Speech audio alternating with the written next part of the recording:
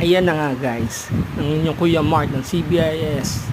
Yan, papakas tayo ng divider ng table office, ng guidance office. Yan, yan, simple lang sa atin. Gawa ng nakapaklas na rin tayo ng iba sa iba nating video na pinost picture. Yan,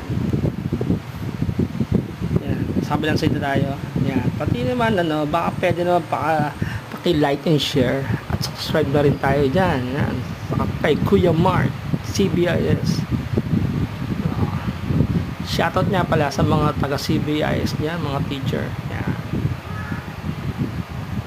yan, yun no, dali na baklasin pag talagang meron ka ng knowledge. Diba? Konting na. Siyempre, meron dyan papasok. Ayun na, si Ma'am Tenorio. Shoutout po kay Ma'am Tenorio. At God bless po sa lahat.